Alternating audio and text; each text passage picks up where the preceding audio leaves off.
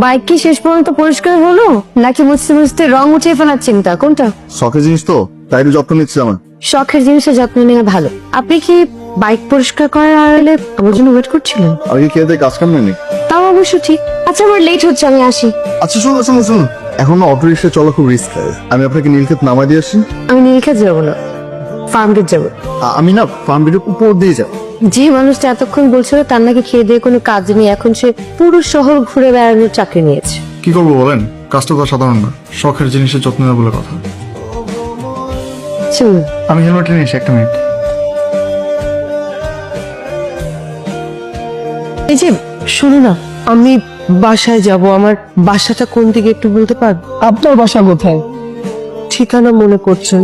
তো মনে করার চেষ্টা করেন, মনে না করলে তো আপনাকে কেউ দেখা দিতে পারবে না। মনে করার চেষ্টা করেন। মামা এখানে কি সাইড করে তো?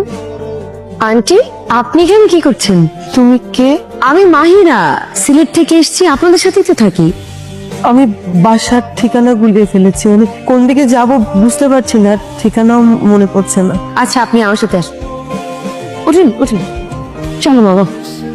আন্টির অনেক শরীর খারাপ, আজকে বাসায় এসে রাস্তা ভুলে গেছিল, তারপর আমি রাস্তা থেকে নিয়ে এসেছি। আঙ্কেলের খুব টেনশন হতেছে, গিয়ে একটু ডক্টর নিয়ে আসতে পারবা প্লিজ? আমি যাচ্ছি, তুমি টেনশন করো না।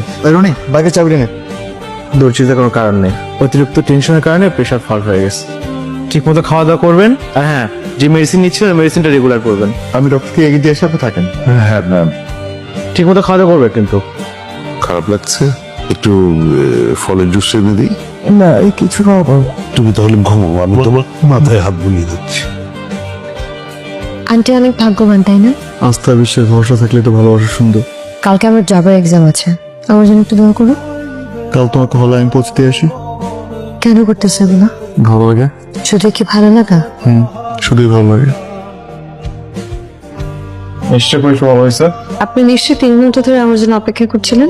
আর না, এগিয়ে যাচ্ছিলাম, আমি জানি আপনি কি বলবেন। এইদিকে যাচ্ছিলাম, হঠাৎ করে আপনার কথা মনে পড়লো, সেজন্য আপনি ভেবেছেন যে আমাকে নিয়ে বাসায় ফিরবেন, এই তো? এই কথা ছাড়া যদি অন্য কিছু থাকে তাহলে বলতে পারেন, মানে যেটা বিশ্বাসযোগ্য। তোমাকে সুন্দর জায়গায় নিয়ে যেতে চাই। কোথায়? গেলে তো ওকে। পরীক্ষা তো শেষ, সিলেটে ফিরে যেতে হবে। যেতেই হবে। আমার তো ঢাকায় সেরকম কেউ নেই, না মানে সবাই তো আবার সিলেটে থাকে।